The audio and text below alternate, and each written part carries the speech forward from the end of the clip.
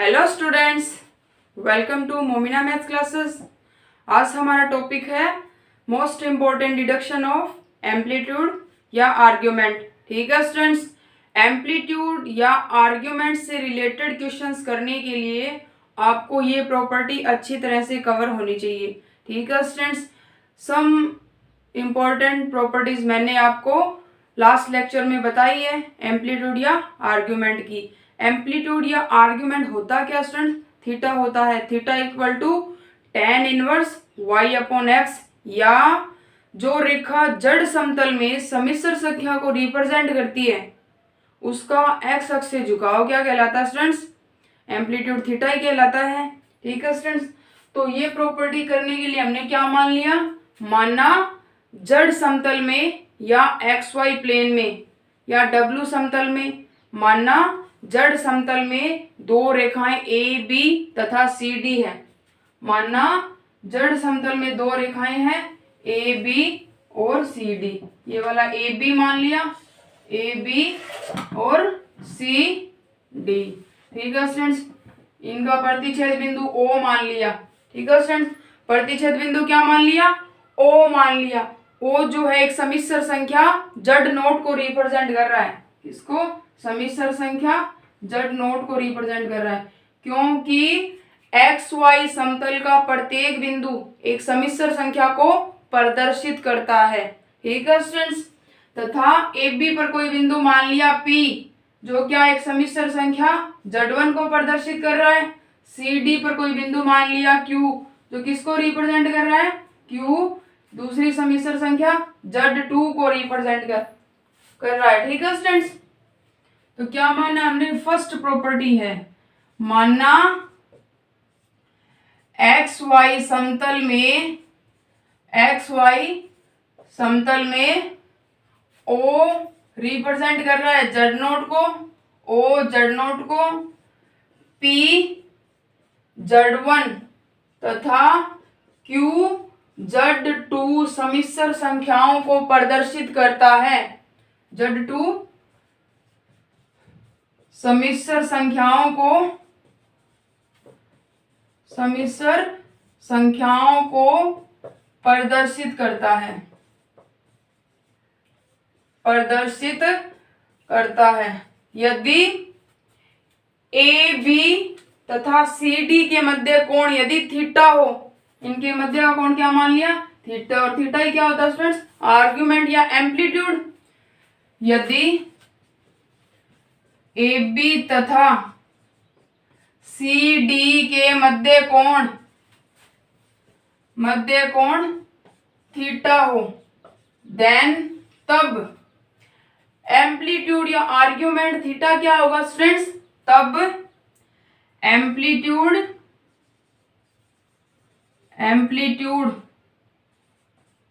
या आर्ग्यूमेंट या theta equal to होगा argument of Z2 minus Z note, argument of Z2 minus Z note minus argument of Z1 minus Z note, Z1 minus Z note. ठीक है students, अब क्या है? Argument की property होती है लॉगरिथमिक प्रॉपर्टी के सिमिलर। ठीक है स्टूडेंट, तो argument of Z2 minus Z note minus argument of Z1 minus Z note, इसको क्या लिख लेंगे students? Argument of Z2 minus Z naught upon Z1 minus Z note. ठीक है स्टूडेंट्स, ये वाला है। तो यहाँ पर जो है वो क्या लिया जाता है स्टूडेंट्स? आर्ग्यूमेंट या एम्पलीट्यूड का मुख्य मान लिया जाता है। यहाँ क्या लिया जाता है? यहाँ थीटा का मुख्य मान लिया जाता है, मुख्य मान लिया जाता है। और मुख्य मान क्या होता है? क्या होता है स्टूडेंट्स मुख्य मान? आर्ग्यूमेंट या थीटा का मुख्य मान होता है माइनस पाई और पाई के मध्य। माइनस पाई से तो बड़ा थीटा, परंतु छोटा और बराबर होगा पाई के। ये वाला क्या होता है स्टूडेंट्स? एम्पलीट्यूड या आर्ग्यूमेंट थीटा का मुख्य मान होता है। ठीक है स्टूडेंट्स, तो यहाँ पर क्या लिया जाता है? एम्पलीट्यूड या आर्ग्यूमेंट का मुख्य मान लिया जाता है। ठीक है स्टूडेंट्स, तो इसकी पहली प्रॉपर्टी है, पहली कंडीशन है, यदि ए बी और सी डी दोनों क्या हो? संरेख हो या संपाती हो, तब उनके मध्य का कोण या तो थीटा होगा या क्या होगा स्टूडेंट्स, पाई होगा। संपाती रेखाओं के मध्य कोण क्या होता है, संपाती रेखाओं के मध्य कोण होता है पाई, और संरेख जो रेखाएं होती है उनके मध्य कोण क्या होता है स्टूडेंट्स, 0 डिग्री। यदि पहली प्रॉपर्टी है, यदि ए बी तथा सी डी क्या हो, ए बी तथा सी डी संपाती या संरेख हो, संपाती या संरेख हो, संरेख हो, तो उस कंडीशन में क्या होगा स्टूडेंट्स, तो उस कंडीशन में थीटा इक्वल टू 0 डिग्री या पाई, ये वाला मान होगा स्टूडेंट्स 0 डिग्री या पाई। तो उस कंडीशन में थीटा इक्वल टू आएगा argument of Z2 minus Z0 upon Z1 minus Z0 equal to 0 या पाई, 0 डिग्री या पाई। ठीक है स्टूडेंट्स, तो उस कंडीशन में Z2 माइनस Z0 और Z1 माइनस Z0 ये क्या स्टूडेंट्स, ये सम्मिश्र संख्याओं का बीजगणित है। उस कंडीशन में क्या होगा स्टूडेंट्स, उस कंडीशन में Z2 minus Z0 upon Z1 minus Z0 क्या होगा, रियल नंबर होगा, रियल होगा। ये रियल होगा तो इसका मतलब है इसका इमेजिनरी पार्ट जो है वो क्या होगा, शून्य होगा, रियल होगा। Then imaginary part of Z2 minus Z0 और Z1 minus Z0 equal to 0। ठीक है स्टूडेंट, तो ये हो गई पहली कंडीशन। ये वाली कंडीशन काम में आएगी, हम देखेंगे कि हमारे पास रेखाएं क्या संरेख है या संपाती है या लंबवत है। अगर उनके मध्य का कोण क्या स्टूडेंट्स, उनके मध्य का कोण क्या हो, 0 डिग्री या पाई हो, तो उस कंडीशन में Z2 माइनस Z0 और Z1 माइनस Z0 जो है वो क्या होगा, एक रियल नंबर होगा, रियल पार्ट होगा उसका, और इमेजिनरी पार्ट क्या होगा, शून्य होगा। ठीक है स्टूडेंट्स, अब आगे क्या है, बी सेकंड मान लिया। बी क्या है, यदि ए बी तथा सी डी क्या हो, लंबवत हो, यदि ए बी परपेंडिकुलर हो सी डी के, लंबवत हो, तो उस कंडीशन में theta equal two plus minus pi by 2, या तो माइनस पाई बाय 2 या प्लस पाई बाय 2। यदि ए बी क्या हो, लंबवत हो सी डी के, तो उस कंडीशन में आर्ग्यूमेंट थीटा का मान क्या गया student, plus minus pi by 2। तो this implies theta equal to या argument of Z2 minus Z0 upon Z1 minus Z0 equal to आएगा students plus minus pi by 2। तो उस कंडीशन में क्या होगा स्टूडेंट्स, उस कंडीशन में लंबवत है, तब ये जो सम्मिश्र संख्या है Z2 minus Z0, Z2 minus Z0 upon Z1 minus Z0 क्या होगा, काल्पनिक होगा।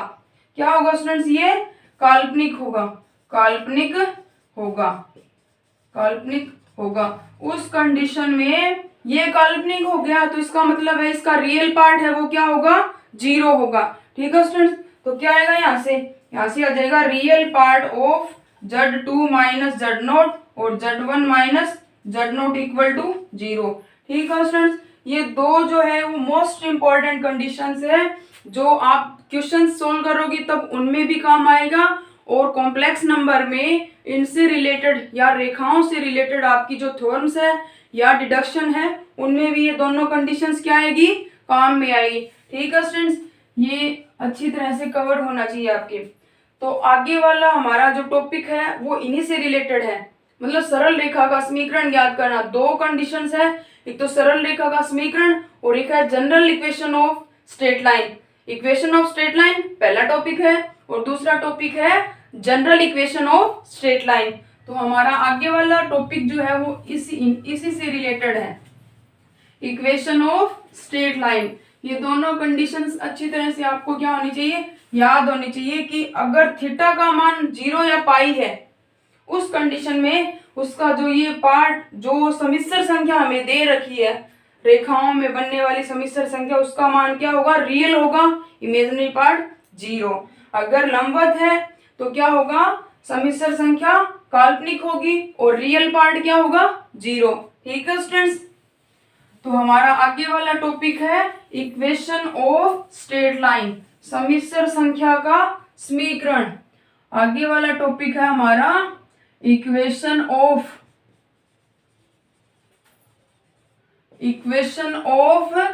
स्ट्रेट लाइन मतलब समिश्र संख्या का समीकरण, सरल रेखा का समीकरण, सरल रेखा का समीकरण। ठीक है स्टूडेंट्स, ये हमारा आगे वाला टॉपिक।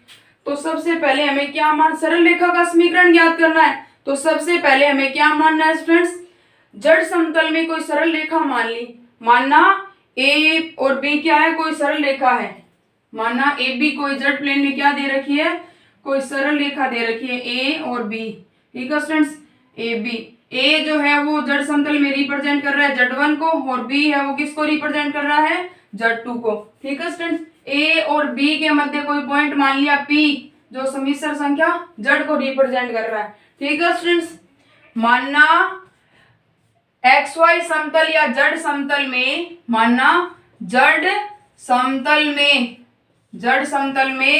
A Z1 को रिप्रेजेंट कर रहा है, A P जड़ को रिप्रेजेंट कर रहा है और B Z2 को रिप्रेजेंट कर रहा है। संरेख है क्या स्टूडेंट्स, संरेख है या सरल रेखा में संरेख है। तो उस कंडीशन में इनके बीच का कोण या तो क्या होगा स्टूडेंट्स 0 डिग्री या पाई। तो इनके बीच का कोण क्या मान लिया, इनके बीच का कोण हो गया यहाँ पर पाई। ठीक है स्टूडेंट्स, तो उस कंडीशन में क्या आएगा, उस कंडीशन में इनका एम्पलीट्यूड या आर्ग्यूमेंट क्या आ गया, पाई। तो थीटा बराबर या एम्पलीट्यूड या आर्ग्यूमेंट ऑफ क्या आएगा students, Z minus Z1 minus argument of Z minus Z2 equal to क्या आएगा स्टूडेंट्स, पाई आ गया। या इसको लिख सकते हैं argument of Z minus Z1 upon Z minus Z2 क्या है स्टूडेंट्स, पाई के बराबर है। पाई या 0 डिग्री हो, अभी कंडीशन बताई है, उस कंडीशन में ये वाला क्या होगा, रियल होगा। क्या होगा स्टूडेंट्स, देन कंडीशन क्या हमारी, then Z minus Z1 upon Z minus Z2 belongs to real number, मतलब रियल है ये, या क्या होगा स्टूडेंट्स, या ये क्या होगा, वास्तविक होगा। तो उस कंडीशन में इसका इमेजिनरी पार्ट जो है वो क्या होगा स्टूडेंट्स, 0 के बराबर होगा। Then imaginary part of Z minus Z1 upon Z minus Z2 equal to 0। ठीक है स्टूडेंट्स, एक प्रॉपर्टी होती है इमेजिनरी पार्ट की, यदि क्या हो, Z कोई समिश्र संख्या हो तो Z minus Z bar equal to होता है 2 आइटा इमेजिनरी Z, ये वाली प्रॉपर्टी होती है। ठीक है स्टूडेंट्स, तो इसको लिख सकते हैं यहाँ से imaginary Z equal to 1 upon 2 iota और Z माइनस Z बार। ठीक है स्टूडेंट, Z इक्वल टू ये पूरा मान लिया, इस फॉर्मूले में वैल्यू पुट कर लेंगे। तो इमेजिनरी पार्ट ऑफ क्या student, imaginary part of Z मतलब Z का मान Z minus Z1 upon Z minus Z2 किसके बराबर है स्टूडेंट्स, 0 के बराबर है। इसमें वैल्यू पुट कर 1 अपॉन 2 आइटा क्या आएगा, 1 upon 2 iota Z minus Z bar मतलब Z माइनस Z1 और Z माइनस Z2। ठीक है स्टूडेंट्स, ये आ गया Z माइनस Z बार।